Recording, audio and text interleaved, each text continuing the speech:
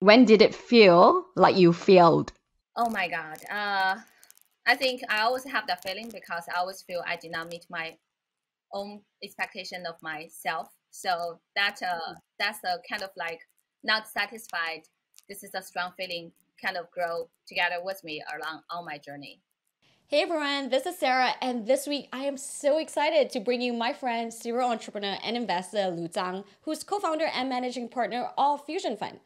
Now, Lu actually started as a material science graduate in Stanford, where she commercialized her technology of ultra-thin sensors to be used in diabetes detection, and this company was ultimately sold for quite a bit of cash to Boston Scientific. Now, with that money in hand, she started angel investing, built a great portfolio which had a couple of M&As and IPOs, which brought her into investing from a larger fund called Fusion Fund. And it just launched its fund 3 at 120 million. And all of this before the age of 40. So in her 30s, she's raised a fund, she's sold and built a company.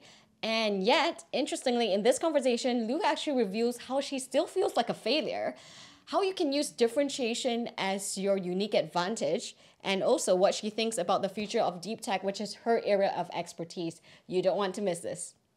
Hey, it's Sarah, and as some of you may know, Billion Dollar Moves is proud to now be a part of the Creators Program at the HubSpot Podcast Network, the audio destination for business professionals. That means we have access to tons of new resources like editors and marketers that help us continue to create high-quality episodes and grow a community. We're also in good company with podcasts like Another Bite, hosted by John Dick, Joey Monroe, Leslie Green, and Ariel Boswell. Each week, they break down episodes of everyone's favorite business TV show, Shark Tank, offering their own unique thoughts, spin-off companies, critiques, and even talk with some of the folks who pitch to the sharks and live to tell the tale. From squatty potties to mensch on a bench, and even that weird golf club you pee into, Another Bite takes a fresh look at some of your favorite episodes and even more importantly, answers what these entrepreneurs are up to now. Check out the shows and learn more about HubSpot creators at hubspot.com/creators and listen to Another Bite wherever you get your podcasts.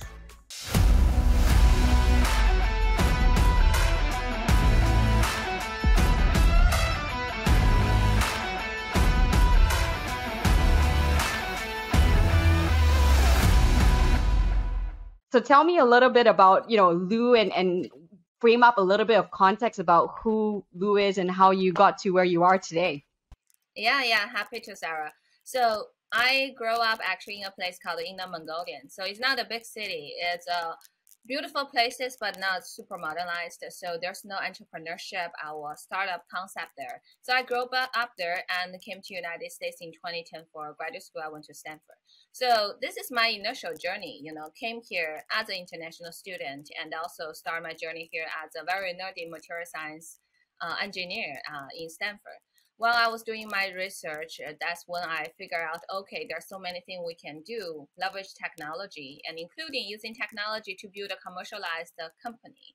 So that's my first transition from a material science researcher to a entrepreneur. So I was 20, 21 years old, like super young and naive, know very little about entrepreneurship. Yeah, so Lu, I want to go a little bit, deeper into this, right? How does someone who grew up in Inner Mongolia, um, who didn't really understand entrepreneurship and things like that, how do you end up thinking material science is your path to success, and why Stanford? Yeah, so for material science, there's an interesting story that when I was a little, I remember I read a book, and the cover page is a universe elevator. So the elevator connecting the Earth and the Moon. It's kind of science fiction, but they were talking about if we have the strongest material in the world, like carbon nanotube, in theory, it will be the strongest material in the whole world. We could build that such of elevator. So that's become like a small seed planting my heart. I'm like, okay, I want to do something as great as that, and how could I contribute? That's the reason eventually pushed me to make the decision to choose material science as a major. And for Stanford, it's also, typical application process for graduate school. I, of course, choose all the Ivy League and apply for them. I only probably applied for two schools in the West Coast. And after I got a lot of exception, admission, and also scholarship. I was choosing between East and West. I was really simply think about, oh, West Coast California has better weather. Let's go with Stanford instead of Harvard or MIT. But later I really realized, oh my God, I make the best decision in my life because not only the weather, the ecosystem, the culture here, really suit me so well. I just resonate very well with my original culture, my personality, and also the thing I wanted to do. So I have to say, sometimes people think, oh, you make all the right decision in different stage of life. But on the other side, sometimes it's not by plan. It's really came from who I am and who I am, what I wanted to do, and also a little bit luck. I think being lucky is also another good superpower to have. Yeah, yeah. And from material science, I mean, the good news, bad news is we actually are seeing more and more material scientists that end up in the world of venture. But in between, of course, you had a startup and sold it. Tell us a little bit about that chapter. Were you doing this while you were in Stanford? Yes, because as I mentioned, I know nothing about entrepreneurship. And Stanford have different classes, especially for engineering school students, to think about the possibility of commercial application of your patent technology. Eventually, still 90% of the patent technology in the lab never got a chance to leave the lab. So I went through that program, and I was picked at the top one in the group, and also connected with some VC. They're like, oh, that's a great technology. Have you think about making a real company? I'm like, sure, why not? I think that's a part of my personality. You could call it simple and naive, being too young, but on the other side, also pretty bold. I don't really care about whether it's a choice most of people will choose. As long as I found it super exciting and passion and could drive impact, and I'm working on the technology I love, I will do it. To be honest, I also did not realize how hard it is. When I started as a solo founder, as you said, I was still doing my research at Stanford. And in parallel, oh my God, I have really no life. I feel grateful if I found time to eat, to have dinner around, like the only meal around 8 p.m., 9 p.m. I still remember the restaurant owner, she still recognized me because she also saw me, okay, this is a girl, very young girl came in 8 p.m., 9 p.m. and ordered a bunch of food, eat by herself, seemed pretty happy. Looked pretty weird, right? Initially, she was always checking on me, are you okay? I'm like, yeah, I'm totally fine. Thank you for still open with good food. So that's how busy I was. Not to mention no time for social, no time for sleep, no party, no travel, nothing at all. And I even don't have time to think about how miserable my life was because it's just so busy. Every day there's so many different things I need to work on, and also it's all about, sometimes getting people supporting me, but most of the time lots of people give me challenges, discrimination, everything. I also need to prepare myself the following day to be ready, continue my journey. Yeah, sorry to interrupt, but tell us a little bit about this, chapter with acetone, right? What drove you to really focus on this problem with diabetes, and actually, how did that journey unfold to you selling to Boston Scientific? Yeah, so first, I feel very passionate about healthcare innovation. Even till now, when I'm running my firm, Fusion Fund, when I started in 2015, I continue passion within healthcare because I truly believe, what we do, no matter as an entrepreneur investor, could really achieve, change the world, create a fortune, but the most important thing, to change the world. And for healthcare, it's really perfect combination. And meanwhile, if you look at the type 2 diabetes, it's a huge problem across the whole world. It's not only United States. If we could do diagnostic early on, it actually have much higher chances for people to reverse the process, to be back to normal, and instead of taking insulin for the rest of their life. So there's lots of huge impact this technology could drive. And also my technology was quite unique as the only non-invasive clinical approach back in the time. So I found, okay, perfect match and work on it. But meanwhile, the challenge part is really how to understand the ecosystem within healthcare in the United States, which is brand new for me. So I really learned from scratch. I definitely had good advisor, mentor, school support. My advisor, my research advisor, the Dean of Engineering School, Professor Jim Plummer, was very supportive as well. But meanwhile, also, I made lots of mistakes, and I try to quickly learn from the mistake and grow from there. Yeah, and can you tell us a little bit about that technology? You said it's the first non-invasive technology to approach this problem. How did you, this is really unraveling it in the way that perhaps you may not have really thought through about, but how did you even decide to narrow down on this problem? I mean, you talk about being passionate about healthcare. Healthcare is pretty broad. There are different areas, different angles that you could attack the different problems. How did you choose on this one and focus all your time and live that quote unquote miserable life, right? To solve this one problem. Yeah, it's really about the matching between the technology I have and also the market opportunity. And from the market opportunity side, market size is big enough. It's a painful enough problem. And meanwhile, no other better solution. And meanwhile, go back to the technology. There's lots of technology owner, including in the school or in the technical founder community, that people have technology but could not find the correlation with the best application to show the capability of the tech. But for me, I was very lucky to find this perfect application to show the capability of my tech. So my technology was actually a biomedical sensor. And the sensing capability is only applied to react with ppm level acetone. It's very technical, but the ppm level means very, very, very low density and concentration. And initially, I'm thinking, okay, maybe we could use it for industry, acetone leakage application. And later we found, okay, the sensor is too sensitive. It's ppm level, and then it's more like medical level sensing capability. And then I found out this really good market opportunity is within type 2 diabetes, and the one of the byproduct of the type 2 diabetes patient is really acetone. So there's definitely 3 or 4 different steps for me to connecting the dot. I think that's also later on when I start to do investment, I talk to technical founder, even the researcher in the university. I tell them that sometimes the best application is not that straightforward. You also need to learn the industry a little bit more to understand how to connect both sides to make the best use case.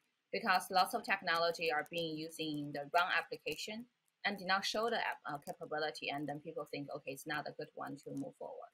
So yeah, lots of things came together, but the process of figuring it out, it takes a while. It's not like a couple minutes I figured it out. It takes months for me to try different application, different direction, eventually choose this one as the best one. Right. And how did that exit come about? I mean, it's rare, maybe not so rare in the Valley, but it's rare that an exit comes so early, right? You were in your 20s at that time from a big public listed company. How did that come about? Was that something that you had set up, that you strategized, or did you have good advisors who were connected? Yeah, I definitely have good advisor and good investor. Initially, the introduction was done by one of my major investors. He is a very famous healthcare investor and also a professor at the biodesign program at Stanford. And meanwhile, he also had at least, I think, 7 company exits through merger acquisition and IPO. Very successful serial entrepreneur as well. So he made an initial introduction, and we were talking about potential partnership. And later on, they are so interested in my technology and the offer. And I was also thinking about how I could quickly put this technology into a bigger platform to make it happen and also make it more powerful. I figure, okay, selling to the large medical device company, especially within this industry back in the day, be honest with you, it was also not easy to raise more capital in the growth stage to grow the company myself. So I decided to take the offer and sell it.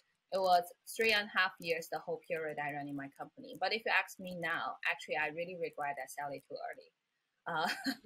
But on the other side, consider the ecosystem situation back in the days. Be honest with you, very few VC like to invest in healthcare. Very few VC even understand healthcare tech. And meanwhile, in terms of the market momentum back in 2013, 2014, it's all about consumer business model innovation. It's just the starting point of deep tech and healthcare. So I would say I was a little bit too early. So try to really conquer lots of challenges and difficulty myself, and made the decision to sell the company. But now we want to support the founder within the healthcare sector that they don't need to sell too early. Yeah, it's funny that you mentioned that because one of my first few episodes, I may have shared that with you, was with Rana El Khaliobi, who had Affectiva, right? And really talked about how she spent so much of her time on this startup on emotional AI. And even that exit was like an effort to actually decouple her identity from her startup. Did you feel any of that? I mean, it's interesting that you say it was really hard. What were your thoughts at that time in terms of like what next for Lu Zhang? Yeah, every founder feels like the company is like their baby. And for me, especially, I was a solo founder. I also kind of had a very challenging time of bringing everything together, learned so much during my process to launch a company. Eventually, it was a great success, but there's so much learning and so much growth. So I have such a strong emotion and affiliation with my company. So it's a hard decision. Even, I own 72% of my company when I sold it. So it was a great financial return for myself. Still, I really feels like I sell my baby, wrong analogy. Yeah, but on the other side, at the time, I was really thinking about, okay, if I sold my company, I have many other technology, my patent technology I could work on and potentially make it my next company. So I could become really a serial entrepreneur, explore different opportunity. Of course, it did not become, it was the plan, but it didn't happen as a plan. But I still feels like looking back, I still feel I made the right choice, sold it, and start to do something I'm doing right now. Like as a fusion founder, we could support more founder like me many years ago to make them more successful. Yeah, I know you talk about the different challenges. Tell us a little bit about, what I guess your top takeaway from your time in building and scaling your company to that point. Like what was a mistake that you think you made or a lesson that you took away from that chapter? Yeah, I think probably the one thing I want to go back to tell the younger Lu back in the days is really first to never take it personal, because there's so many people say no to me. I cannot uncheck all the box, like 20, 21 years old, female minority, immigrant founder working on healthcare. So uncheck a lot of box, and people say no to me for different reasons. And I kind of took it personally for some time, and also gave me lots of pressure and frustration. But later I look back, there's a different reason, and if I did not take it personally, which I did it later, I could really learn from it, and also even convert people from people saying no to me become my partner, which happened to several of my later stage investors. So I really, that's the thing I want to tell the younger Lu. Another thing is really be a little bit more patient. I don't know whether that's the same thing in other young entrepreneur feel when they're working on their company. When I was younger, I also actually feel more sense of urgency. It feels like, okay, I need to drive this right now, make it happen right now. But sometimes take some time to learn and to grow, and also to be able to understand the long-term vision, what I want to achieve in the next 5-10 years would really help myself make a better decision. The good thing is I realized also a little bit later when I was running my company, and also eventually really helped me make the right decision. Yeah, so then you go into becoming, I mean, I've heard you say this. I used to hate the VCs, right? And then you became one. How Yeah. did that chapter happen? I mean, you were with Phoenix, and then after that you had New Gen, which evolved into Fusion. Talk to us a little bit about that investor journey. Yeah, so after I sold my company, I started to do personal investment. My motivation was really, okay, these are a bunch of great, no matter it's a deep tech, healthcare founder, or immigrant founder, that they had a harder time to raise money. Why not? I supported them. So I did not think myself as a VC when I was supporting other founder with my own money. I'm just helping them. And I invested around 13 company. Now I have a four IPO and 5 merge acquisition. So look back in the days, I really made the right decision in the right time in supporting the good group of founder, because deep tech and healthcare are growing since 2015, and immigrant founder are rising right now in this ecosystem. And after I did like a certain portfolio myself, that's also when I got approached by a different VC firm, the one you mentioned, and also other family offices. They've been kind of talking with me saying, oh, have you think about doing a VC firm yourself? Have you think about working in the larger VC? So after experiencing that for half a year, I was also thinking about what I wanted to do next. My original plan was to launch another company. I have another patent technology, it's the OLED technology related to my material science background. It's a huge market opportunity. I was thinking about maybe make a company based on the OLED. But later I really found, okay, industry, infrastructure, everything. And meanwhile, while I was doing investment, supporting other founder, I found out, oh, not only is it really fun thing to do, I'm good at it, and also I'm passionate about it. And meanwhile, I have some special advantages. Very few investors have the deep tech and healthcare background. Very few investors really understand the early stage life cycle of such startup. Not to mention, I know a bunch of a great repeating successful founder within the field, and they like to work with me. They all joke about, oh, Lu, you're going to go to the dark side. You're going to sound like a shark now. I'm like, not necessarily shark. I could be a smart dolphin in the dark side to help you. So fast forward in 2015. Also, there's a family office, they supported me. So I have a relatively easier start compared with other early stage, first time GP emerging manager that there's money ready. I put in my own money. So it's a small fund established in 2015. We start with the name New Gen Capital because it means I want to invest in next generation leaders. And later we found lots of similar names. There's some confusion with different type of companies and other financial firms. So quickly we rebranded to Fusion Fund. And fusion is not from fusion food. It's actually from nuclear fusion. You could tell how nerdy we are. And that's the end goal for anyone working on material science and energy, but it will take probably 20, 30 years to achieve. So I choose the name Fusion Fund, and since 2017, we officially use that brand to go from there. So it's been a 7 years journey now.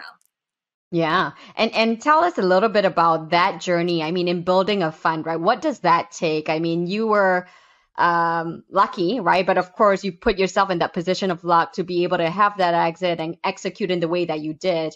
But many emerging managers, many that actually tune in that, we work with in Beyond the Billion, are struggling with fundraising. And many of them didn't expect, right? I think the common theme that we talked about previously was the fact that it takes a fund manager a lot longer than they expect, and it's a lot harder than they expect. What were some of your takeaways there in how you decided to build your firm?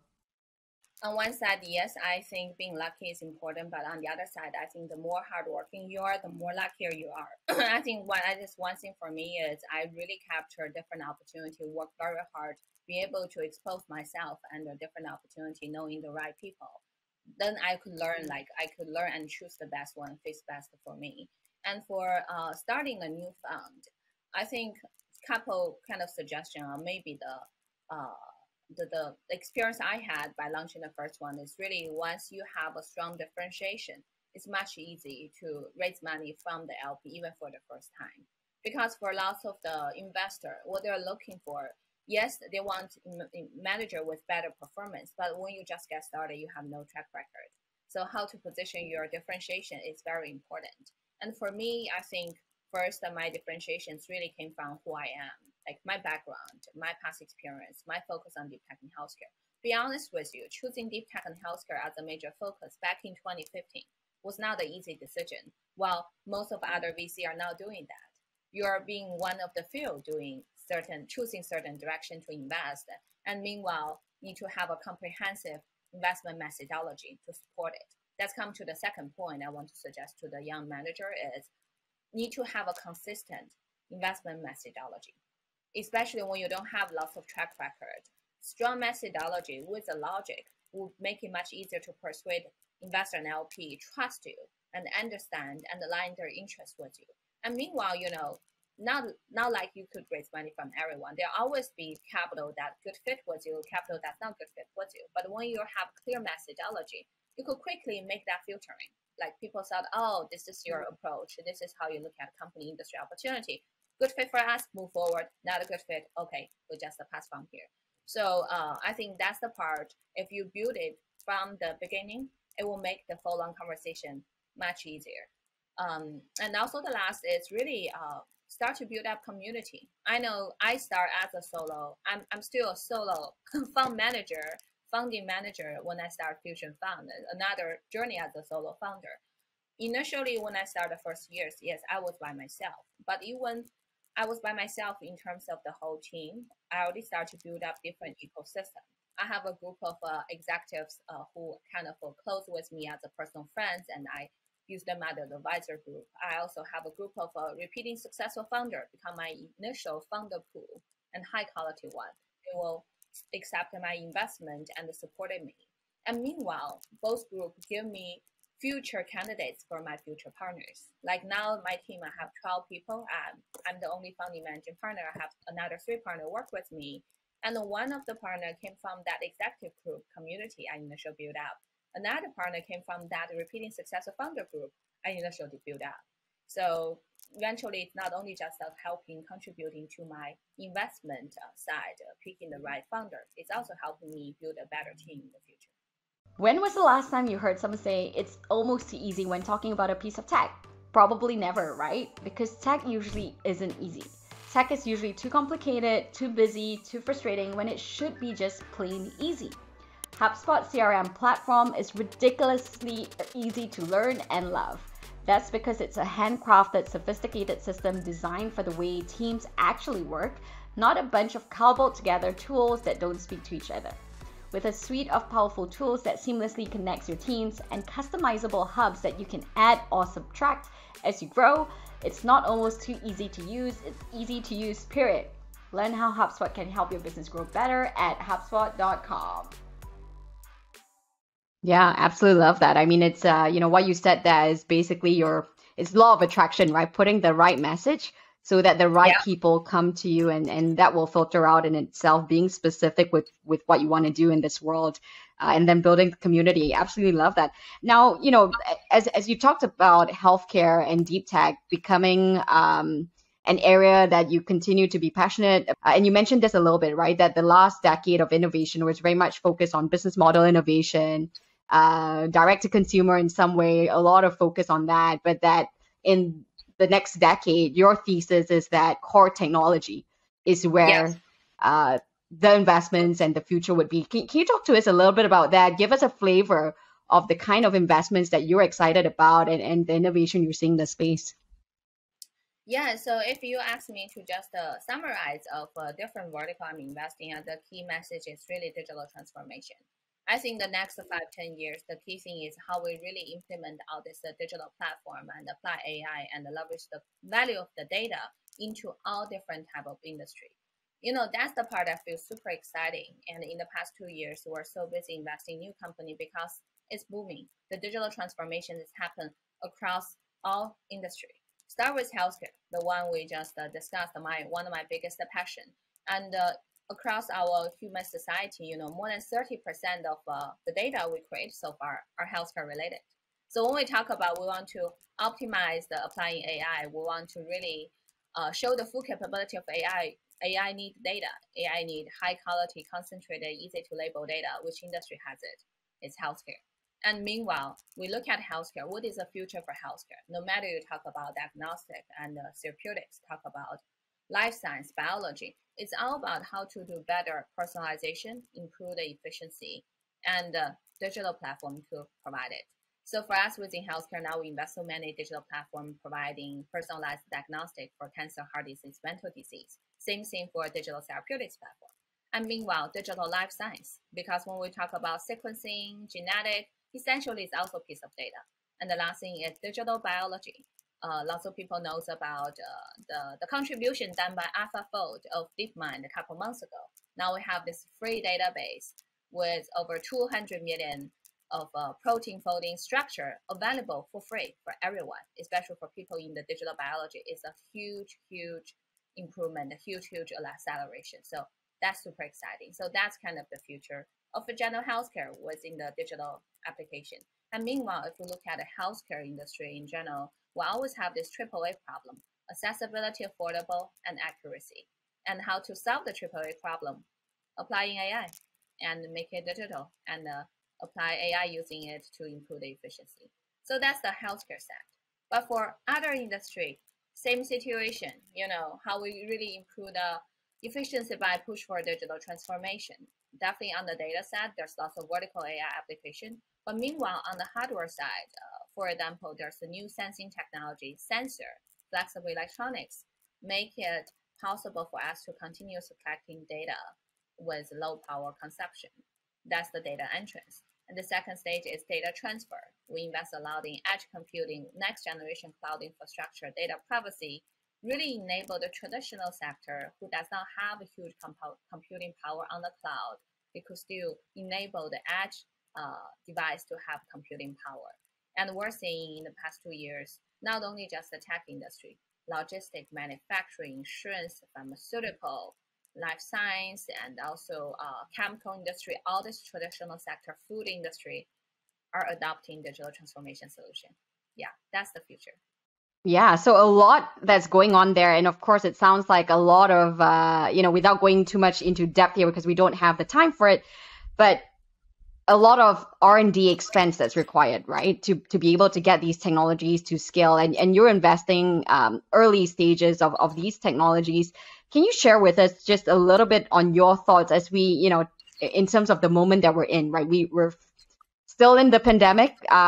We've seen what the pandemic means and how important healthcare is as a part of that. So of course, it's advanced digital transformation to a positive state. But at the same time, we're also being faced with a recession that's coming up. How are you thinking about all these in light of the kind of expense that's required to be able to bring these technologies to scale? That's also another thing people probably did not realize because of push of COVID, that all this digital transformation is happening already. The R&D period was done. Like technology not only was mature, also better, faster, cheaper, make it happen. I have this network called the CXO network. We have 42 CTO from Global 1000 company working closely with us, and the president is my partner, Shane, the former CTO of HP. So I heard from him, heard from other CEO or CTO from this Fortune 500 manufacturing company. They told me they thought the digital transformation won't happen until 2030 for their traditional manufacturing factories. It's happened in the past 2 years because they have to. There are lots of factories they have are dark and cold. So, it's happening already. And we're not at the stage that need to invest a lot of R&D. Now it's more about how to enable the founder have the right mindset to do the integration of the technology. And meanwhile, how to really give them good suggestion to find out the best application use case across different industry. Definitely, you're right. We're in really the economy cycle in kind of a downturn. But if you look at the history, it's very interesting. The technology innovation cycle is always the opposite of the economy cycle, because now is really the time push all the industry realize it's not nice to have, it's must to have to integrate with technology. All the industry are facing the same issue: lack of labor, low efficiency, low margin, higher cost. What is the solution for that? No other alternative: tech integration, especially for the first one, lack of labor. So I think this general mindset shifting it's happening right now. And meanwhile, provide a huge market opportunity for the founder focus on that area. Even when we look at the market this year, yes, public market had a terrible performance and also impact the performance in the private sector. Available capital in the market much less and much harder for founder to raise money. But if you talk to founder this year who actually have a solid technology and a business model, the sales cycle, the conversation with the end customer is much more smooth compared with couple years ago. Yeah, and how are you thinking about that as an investor? I have conversations with GPs and LPs all day, every day, and the conversation ranges from being fearful but being optimistic at the same time. Where do you sit on the fence, and are you going to continue to deploy aggressively? Are you seeing great founders that are ready for the next stage despite the recession or because of it? Actually, because of it, last year, this year, we're very busy. We're kind of expanding the team. As you mentioned, early this year in January, I did a new fund, $120 million fresh capital dry powder to deploy. So we're actually deploying. Definitely, we're always looking at the foundation of the business. It's not about whether you're able to raise money. It's about whether you have capability to create something people, industry really need and they're willing to pay for it, have some early market validation. We also empower the founder with our CXO network. They could directly talk with the industry leader, CTO from Global 1000 company to implement their solution to have some validation. But meanwhile, if you look at the quality of the founder, yes, the total number of the startup company is lower, but if you look at the quality of the founder, it's actually much higher. Because in this market environment, only founder have strong conviction on their tech and also business opportunity, they will start a new company. Meanwhile, because of the reset of the market valuation, both founder and investor have a more reasonable, I think it's more reasonable expectation of the multiple of the valuation and also think about the long term. So look at the valuation we invested this year, very reasonable. Look at the quality of founder. Last year, this year total, we have over 60% of the founder we invested are actually serious successful entrepreneur. They had financial freedom from the previous success, and they've been waiting till last year, this year. They found the market timing is here. They start a new business. So I'm probably a little bit different from other GPs that, oh, we're pausing, we're not investing. Maybe also because the sector we're focusing are benefiting from this market situation.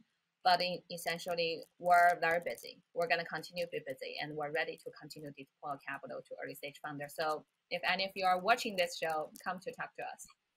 Absolutely. And do you want to talk a little bit about, I guess giving the message out there, right? Founders that you work with that have been successful, what do you find were qualities that really set them apart beyond, of course, the technology? Yeah.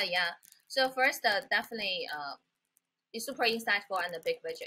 That's a key thing, right? Have a comprehensive insight and unique insight about the industry would help this founder to make long-term strategy and decision much better. So that's the first thing. And second thing, sometimes not necessarily the smartest the founder will be eventually successful. It's really the founder who are super persistent and really just hang on there. Any good company, any company you saw in the market, they always go through either one or two or even several downturn. And some people give up. Some people keep going. Some people make it happen. The one who make it happen eventually could be successful. And then the last thing is really be adaptive. I think it's also not necessarily a new thing, but it's just think about what we're looking at in the near future. We look at 2010 to 2017. Yes, that's the time. Lots of things are predictable. You know how market's going, who is the investor. But after experience what we had in the past couple of years, everyone think about, oh my God, there's so many new things, surprises. And now it's like, it's uncertainty become a new normal. That's actually the slogan I put on my WhatsApp since 2018. I feel like, okay, uncertainty gonna be the new normal, and it is. And how you could quickly adapt to the new environment and be able to quickly adjust your strategy will make this company survive. But the survivor will be the ultimate winner. This is the great opportunity came along with this crisis mode. Is the first half of the game. It's a surviving game. Founder need to understand how to survive through the cash flow, runway, fundraising environment. The second half, whoever survive will take over the market much faster and become major player much faster because obviously much less competitor, more concentrated resources and capital, and also very well educated customer base. So I think that's really the thing where we're looking at.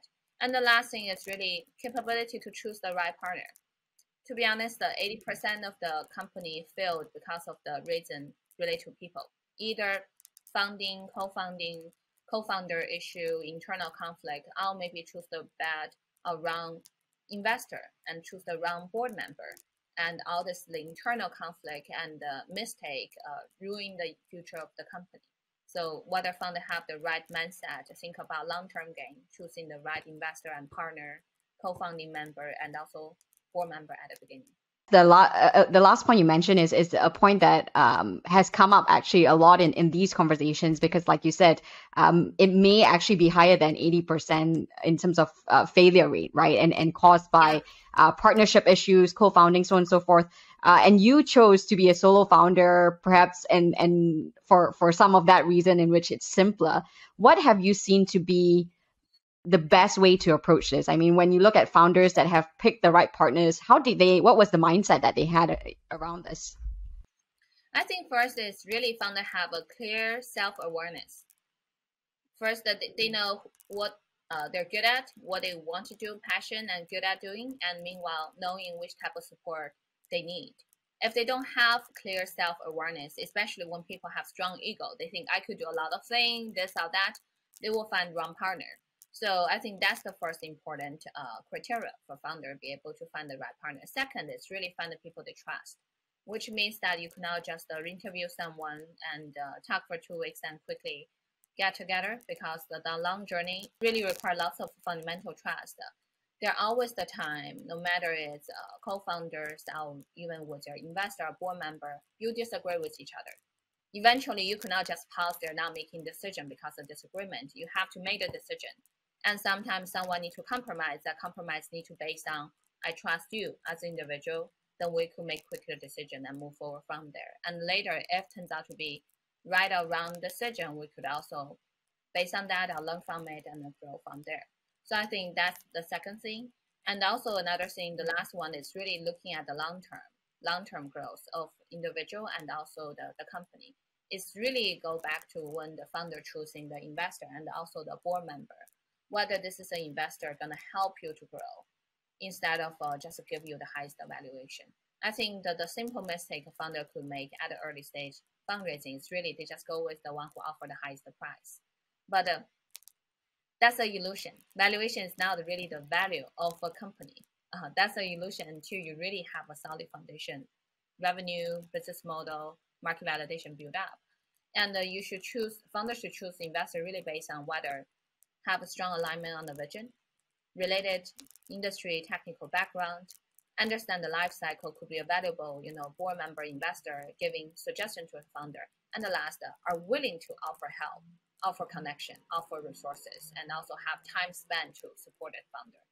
Early stage founder need close partner to help them because this is a very tough journey.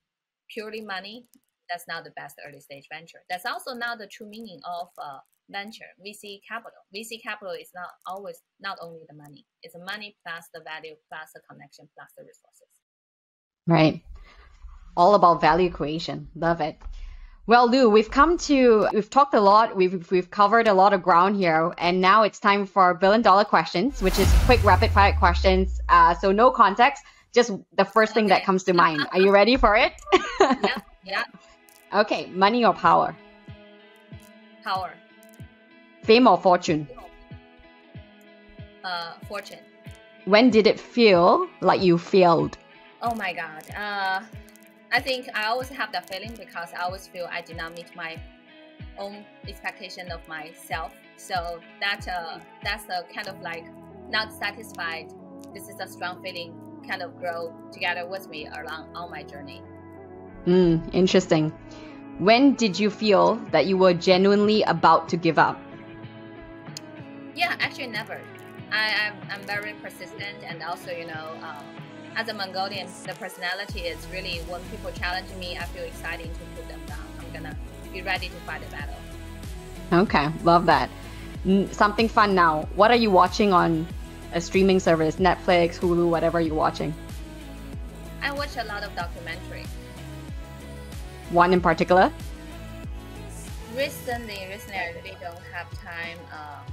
Recently I watched this, not documentary, it's a very interesting Netflix show called Inventing Anna. I love that. I love that. Yeah, that was an interesting story. I'm sure we have thoughts about that, right? Now reading, what are you reading? Are you reading anything or listening to a book? A book I highly recommend called Algorithm to Live By. Algorithm to live by. People always think about, okay, we use algorithm to optimize the program and the work, but if we use the logic and mindset of algorithm to think about how to arrange our time in the real life, maybe more efficient. That's a very interesting book. Love that. And this is a longer question, but what next for Lu Zhang? I mean, you've done a lot in a short period of time. You've built a company, exited it. Now you're on to fund 3. So have a lot of assets under management already. What next? I don't feel I built a lot in the short period of time. I still feel sense of urgency that we can grow faster and do more. And what next? For Fusion Fund, I'm very key from the day one when I started. I want Fusion to be the top VC firm in Silicon Valley. Now we're doing great in the early stage. We want to quickly expand it to our present to different stages as well. Be able to support a founder along their life cycle, not only early stage, but growth stage and later. And also for myself, besides Fusion, I also engage with several nonprofits as a board member, really empower certain things I feel passionate about. The first thing is female leadership, how we put more female leaders into the boardroom. We have the change top down. For public company, private company, have more female leaders joining the first time as a board member. That's one thing I've been spending lots of time on. Another thing is really supporting the young entrepreneur and the immigrant entrepreneur and also female entrepreneur, involved with several nonprofit doing that as well. And also the last thing is really just supporting I'm engaged with some award as a jury board, really supporting the scientists, the young scientists to be able to grow very fast at the early stage of their career and to be able to contribute more in the future, leverage technology to change the world. Yeah, love it. And I know a lot of the work that you do and truly grateful for all that, because I think we all advance together a lot better with diversity and different viewpoints and look at your journey, right? Your case in point with everything that you've done. Good, good. Well, how can people find more about you, find out, about your investment thesis, if they want to apply, things like that? Where can they find you? Yeah, my company website would be a good place to check on. So not only have my portfolio and the company team information, we also have a founder hub providing lots of information to help founder get started. We also have our Fusion Insight. Every quarter we do industry research report. We actually have a shorter public version to share with the community, and also some information about Saxo Network. So that would be the best place to find out more about myself and also Fusion Fund. Great. All right, Lu. Well, thank you so much. This was a quick session, and I really feel like we've got a lot out of it, and I really appreciate your time. I look forward to working with you even further. Same here. Thank you, Sarah.